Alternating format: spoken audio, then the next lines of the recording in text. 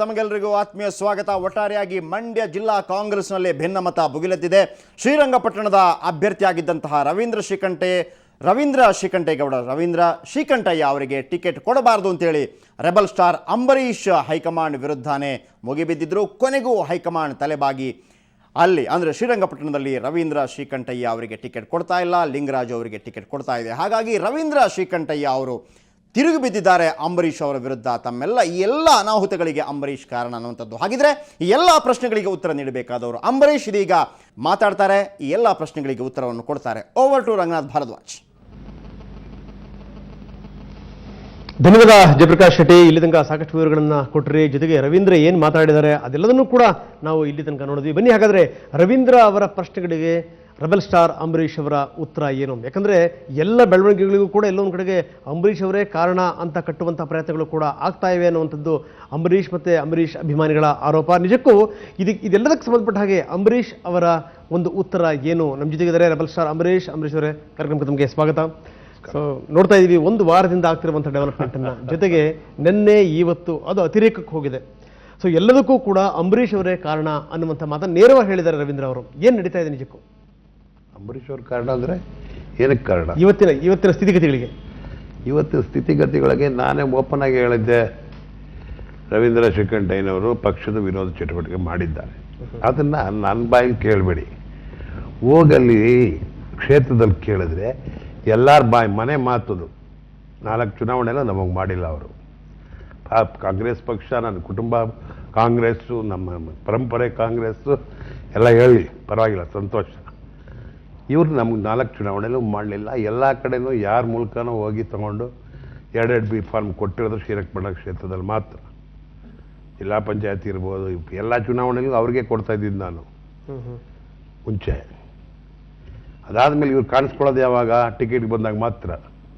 ಕ್ಷೇತ್ರಕ್ಕೆ ಹೋಗಿ ಕಾಂಗ್ರೆಸ್ ಪಕ್ಷ ಕಟ್ತಾ ಇರೋನು ಅಲ್ಲಿರೋ ಲೋಕಲ್ ಲೀಡರ್ಸ್ನೆಲ್ಲ ಸೇರಿಸಿ ಎಲ್ಲ ನೋಡ್ಬಿಟ್ಟು ಎದುರುಬೇಡಿ, JDS ಪ್ರಬಲವಾಗಿದ್ರೂ ನಾವು ಕುಂದುಕೊರತೆ ಆಗಿಲ್ಲ. ನಮಗೆ 99 ಚುನಾವಣೆಗೆ ಏನು ಫಲಿತಾಂಶ ಬಂತು, ಈ ಸ್ಥಿತಿ ಬರುತ್ತೆ ಅಂತ ನಾವು ಕಟ್ಕೊಂಡು ಬಂದಿರೋದು. ಅವ್ರು ಹೋಗ್ಬಿಟ್ಟು ಅವ್ರಿಗೆ ಯಾರು ಬೇಕಾದವ್ರನ್ನ ಅವ್ರ ಜೊತೆಲಿ ಬರೋರು ಅಷ್ಟೇ. ನಮಗೆ ಗೊತ್ತಿಲ್ಲ, ನಮಗೆ ಬೇಕಾಗಿಲ್ಲ ಅದು. ಬಟ್ ನಾನು ಮಾತ್ರ ಕ್ಷೇತ್ರದಲ್ಲಿ ಇದ್ದೀನಿ. ಇವರು ಬಂದು ಇವ್ರು ನಿಜವಾದ ಕಾಂಗ್ರೆಸ್ಸರಾಗಿದ್ದರೆ ಹೇಳಿದ್ರಲ್ಲ, ಕೃಷ್ಣ ಅವರು ಅಂಬರೀಷ್ ಅವರಿಗೆ ನಾಯಕತ್ವ ಕೊಟ್ಟೋದ್ರು ಅಂತ. ಇವ್ರು ಬಂದು ಮಾಡ್ಬೇಕು ತಾನೆ. ಏನು ಹಿಂಗೆ ಈ ಕೆಲಸಗಳಾಗಬೇಕಿತ್ತು, ನನ್ನ ಹತ್ರ ಬಂದು ಮಾಡಿಸ್ಕೊಂಡು ಹೋಗ್ಬೇಕು ತಾನೆ, ಒಂದು 100 ಜನ ಒಳ್ಳೆ ಕೆಲಸಗಳನ್ನ. ಅದನ್ನು ಬಿಟ್ಬಿಟ್ಟು ಇವರು ಪಾಡ ಇವರಿದ್ದು ಈ ಟಿಕೆಟ್ ಸಮಯಕ್ಕೆ ಕರೆಕ್ಟಾಗಿ ಬರ್ತಾರೆ. ಯಾವ ಇನ್ಫ್ಲೂಯೆನ್ಸ್ ಇದೆಯೋ ಏನೋ ಗೊತ್ತಿಲ್ಲ ನನಗೆ, ಬಲವಾದ ಇದೆ ಅಂತ ಬಂದರು. ಇವತ್ತು ನನಗೆ ಅವ್ರಿಗೆ ಟಿಕೆಟ್ ಕೊಡೋದ್ರಲ್ಲಿ ನನಗೇನು ರವೀಂದ್ರನ ಬಗ್ಗೆ ಅಲ್ಲ, ಪಕ್ಷದ ವಿರೋಧ ಚಟುವಟಿಕೆ ನಡೆಯುವುದ್ರ ಬಗ್ಗೆ ಮಾತಾಡೋದು ನಾನು ಅಷ್ಟೇ. 1999 ಎಲೆಕ್ಷನ್ನಲ್ಲಿ ರವೀಂದ್ರ ಶ್ರೀಕಂಠಯ್ಯ ಬಂದು ಅವ್ರ ತಾಯಿಗೆ ಓಟ್ ಕೇಳಿದ್ರ, ಅಂಬರೀಷ್ ಅವಾಗ ಕೇಳಿದ್ನ? 2004 ಎಲೆಕ್ಷನಲ್ಲಿ ಅಂಬರೀಷ ಕೇಳಿದ್ನ, ರವೀಂದ್ರ ಶ್ರೀಕಂಠಯ್ಯ ಕೇಳಿದ್ನ? ಕೇಳಿ ಅವ್ರಿಗೆ. ನನಗೆ ಗೊತ್ತು, ಒಂದೊಂದು ಹಳ್ಳಿಗೂ 2000 ನಾನು ಎಲೆಕ್ಷನ್ ಕರ್ಕೊಂಡು ಹೋಗ್ಬೇಕಾದ್ರೆ ಅವ್ರ ತಾಯಿನ ಕರ್ಕೊಂಡು ಹೋಗ್ಬೇಕಾದ್ರೆ ಜನ ಯಾವ ಥರ ರಿಯಾಕ್ಟ್ ಮಾಡ್ತಿದ್ರು, ಯಾವ ಥರ ನಮಗೆ ಅವ್ರಿಗೆ ಸ್ವಾಗತ ಕೊಡ್ತಿದ್ರು ಅಂತ ನನಗೆ ಗೊತ್ತಿದೆ. ಅವಾಗ ರವೀಂದ್ರ ಶ್ರೀಕಂಠಯ್ಯ ಬಂದು 10 ಬಿಸಿಲಲ್ಲಿ ರಾತ್ರಿ ಕತ್ಲಲ್ಲಿ ಓಟ್ ಕೇಳಿದ್ದು ನಾನಾ ಅವರ?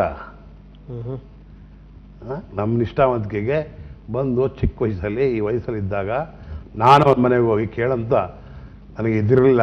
ಆದರೂ ನನ್ನ ಸ್ವಾಭಿಮಾನ ನಾನು ಬಿಟ್ಟು ತಾಯಿ ತಂದೆ ಇವನೇನೋ ನನ್ನ ಕುಟುಂಬ, ನಮಗೆ ಹಿಂದೇನೂ ರಾಜಕಾರಣದ ಇಲ್ಲ ನಮ್ಮ ಕುಟುಂಬದಲ್ಲಿ, ಮುಂದಕ್ಕೂ ನಾವು ಮಾಡೋಕ್ಕಿಲ್ಲ. ನನ್ನ ತಲೆ ಒಂದು ತಲೆಗೆ ರಾಜಕಾರಣ.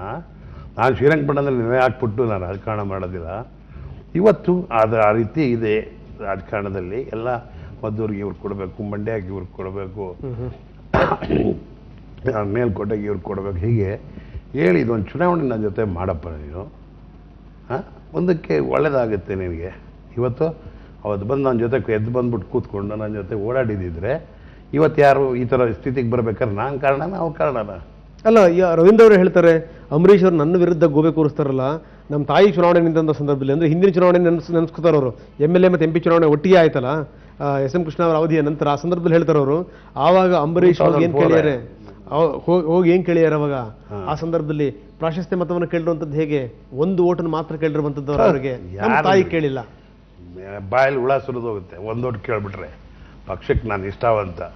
ಒಂದು ಓಟ್ ಕೇಳ್ತೀನ ಇವ್ರಿಗೆ ಅದೇ ನಾನು ಹೇಳಿದ್ದು ಇವ್ರ ತಾಯಿಗೆ ಯಾವ ರೀತಿ ಸ್ವಾಗತ ಕೊಡ್ತಾ ಇದ್ರು ಅಂತ. ಹೋಗಿ ನಾನೇ ಅವ್ರ ತಾಯಿನೋ ಕೇಳಿ ನಾನು ಅವ್ರ ಓಟ್ ಕೇಳಿದ್ದೀನ ಇಲ್ವಾ ಅಂತ. ಈಗ ಮತ್ತೆ ಸುಮ್ಮನೆ ಮಾತಾಡೋಕ್ಕೆ ಈಗ ಮೀಡಿಯಾ ಇದೆ ಅಂದ್ಬಿಟ್ಟು ಮಾತಾಡ್ಬಿಡ್ಬೋದು. ಯಾಕೆಂದರೆ ಅವರೆಲ್ಲ ಭಾರಿ ಡೀಸೆಂಟು, ನಾವೆಲ್ಲ ರುಚಾಗಳ ಥರ ಮಾತಾಡ್ತಾರೆ ಇದ್ದಾರೆ. ಹಂಗಲ್ಲ, ನಮಗೂ ಡೀಸೆನ್ಸಿ ಇರೋದು ಭಾಳ. ಸಮಾಜದಲ್ಲಿ ಘನತೆ ಗೌರವ ಸಂಪಾದನೆ ಮಾಡ್ಕೊಂಡು ಬಂದು ಇಲ್ಲಿ ತನಕ ಬಂದಿದ್ದೀನಿ ಅಂದರೆ ನನ್ನ ಶಕ್ತಿ, ನನ್ನ ಪ್ರೀತಿ, ನನ್ನ ಮೇಲಿರೋ ವಿಶ್ವಾಸ ಭಾಳಷ್ಟು ಇಟ್ಕೊಂಡಿದ್ದಾರೆ. ಇವ್ರ ಮೇಲೆ ಇದ್ದಿದ್ರೆ ಇವರು ಬರಬೇಕಾಗಿತ್ತು. ಪಕ್ಷಕ್ಕೆ ಇಷ್ಟೊಂದು ನಿಷ್ಠೆ ಇದೆ. 4 ಚುನಾವಣೆಯಲ್ಲಿ ಅಂಬರೀಷ್ ಹಿಂಗೆ ಮೊನ್ನೆ ನಡೆದ ಚುನಾವಣೆ ಹೇಳ್ತೀನಿ, ಇದೇ ಸುರೇಶ್ ಕೂಡ ಕರ್ಕೊಂಡ್ಬಂದಿದ್ದ ನಮ್ಮ ಮನೆಗೆ ಟಿಕೆಟು ಹಿಂಗೆ ಆಯ್ತಪ್ಪ ಬಾ ಏನೀಗ ಏನು ಅದಕ್ಕೆ 23 ಬಿ ಫಾರ್ಮ್ ಕೊಟ್ಬಿಡಿ ಅಣ್ಣ ನನಗೆ, ನಾನು ಮುನ್ಸಿಪಾಲ್ಟಿಗೆ ಗೆಲ್ತೀನಿ.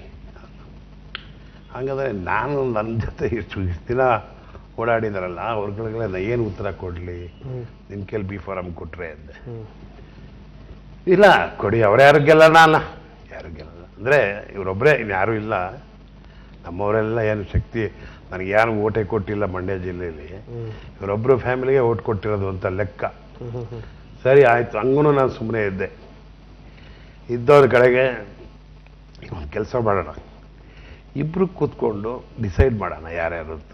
ಅವ್ರದ್ದು ಯಾರ್ದು ಇದೆ ಪರ್ಮಿಟೇಷನ್ ಕಾಂಬಿನೇಷನ್ಲಿ ಕೊಟ್ಟು ನಮಗೊಂದು ಸ್ವಲ್ಪ ನಿಮಗೊಂದು ಸ್ವಲ್ಪ ಇಟ್ಕೊಂಡು ಸರಿ ಎಷ್ಟು ಕೊಡ್ತೀರಾ, ಎಷ್ಟು ಕೊಡೋದಲ್ಲ, ಎಷ್ಟು ಜನ ಗೆಲ್ಸಕ್ಕೆ ಸಾಧ್ಯ ಇಬ್ಬರು ಕೇಳಿ ಅದನ್ನು ಮಾಡೋಣ. ಗೆಲ್ಲೋಣ, ಇಷ್ಟು ನಂಬರ್ಸ್ ಬೇಡ ನಮಗೆ, ನಿನಗೂ ಅಷ್ಟೇ ನನಗೂ ಅಷ್ಟೇ ಅಂತ ಹೇಳಿ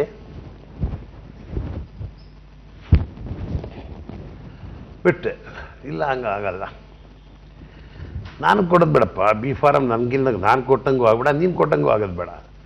KPCC ಏನು ಇನ್ಸ್ಟ್ರಕ್ಷನ್ ಕೊಟ್ಟಿದ್ದಾರೆ ಅದೇ ಥರ ಅಧ್ಯಕ್ಷನ ಕೇಳಿ ಕೊಡೋಣ ಬಿ ಫಾರಮ್ಮು, ಇಬ್ಬರು ಪಕ್ಕದಲ್ಲಿ ಕೂತ್ಕೊಳ್ಳೋಣ. ಏನು ತಪ್ಪಿದೆ, ಅದಕ್ಕಿಂತ ಸೌಜನ್ಯತೆ ಇನ್ನೇನು ಬೇಕು? ಅಲ್ಲ KPCC ಅಧ್ಯಕ್ಷರಿಗ ಅಥವಾ ಜಿಲ್ಲಾಧ್ಯಕ್ಷರಿಗ? ಜಿಲ್ಲಾಧ್ಯಕ್ಷರಿಗೆ. ಜಿಲ್ಲಾಧ್ಯಕ್ಷರು ಅಂದರೆ ಬ್ಲಾಕ್ ಪ್ರೆಸಿಡೆಂಟ್ಸ್. ಈಗ ಟೌನ್ ಮುನ್ಸಿಪಾಲ್ಟಿಗೆ ಬರೋದೇ ಲಿಂಗರಾಜು ಬ್ಲಾಕ್ ಪ್ರೆಸಿಡೆಂಟ್. ಅವನಿಗೆ ಕೊಟ್ಟು ಹಂಚಿಸ್ಬೇಕು, ತಪ್ಪೇನಿದೆ? ಇಲ್ಲ ನಾನೇ ಕೊಡಬೇಕು ಆ ಥರ ನಾನು ಅಂದ್ರೆ ನಡೀತಾ ರಾಜಕಾರಣ? ಎಂತೆಂಥವ್ರು ನಾವೇ ಸೋತಿದ್ವಿ, 2ರಲ್ಲೂ ಸೋತಿದ್ದೀವಿ. ಅವ್ರು ಹೇಳ್ದಂಗೆ 2ರಲ್ಲೂ ಸೋತಿದ್ದೀವಿ, ಇಲ್ಲ ನಾನು ಹೋಗ್ತೀವಿ. ಆದರೂ ಈಗ ನನ್ನ ಮನೇಲಿ ಮಾಡ್ತಾರೆ, ಯಾತಕ್ಕೋಸ್ಕರ ಜನ ನನ್ನ ಮನೆಗೆ ಬರ್ತಾರೆ. ಇನ್ನೂ ಕಾನ್ಫರೆನ್ಸಲ್ಲಿ ನಾನು ಅವಾಗ ಆಗಬೇಕಾಗಿ ಸಮಸ್ಯೆಗಳಿಗೆಲ್ಲ ನಾನು ಸೋತಿದ್ದನ್ನು 5 ವರ್ಷದಿಂದ ಸ್ಪಂದಿಸ್ಕೊಂಡು ಬಂದಿದ್ದೀನಿ. ಸುಮ್ಮನೆ ರಾಜಕಾರಣ ಇಲ್ಲ ನನ್ನ ಹತ್ರ. ಅವ್ರಿಗೆ ರಾಜಕಾರಣ ಗೊತ್ತಿಲ್ಲ, ಅವ್ರಿಗೆ ಬರೀ ಸಿನಿಮಾದಲ್ಲಿ ನಟನೆ ಗೊತ್ತು ಅಂತ. ಸಿನಿಮಾದಲ್ಲಿ ನಟನೆನೂ ಗೊತ್ತು. 3 ಸತಿ ಇವರಿಗೆ ಮಂಡ್ಯ ಜಿಲ್ಲೆ ಹೆಸರನ್ನ ಇಡೀ ಇಂಡಿಯಾದಲ್ಲಿ ತಂದಿರೋನು ನಾನು. ರಾಜಕಾರಣದಲ್ಲಿ ಅಧಿಕಾರ ಬಿಟ್ಟವನು ನಾನು. ಇದ್ರ ಬಗ್ಗೆ ಅಂಬರೀಷ್ ಅವರ ಅನಿಸಿಕೆ ಅಭಿಪ್ರಾಯಗಳನ್ನು ಕೇಳೋಣ ಸಣ್ಣ ವಿರಾಮದ ನಂತರ.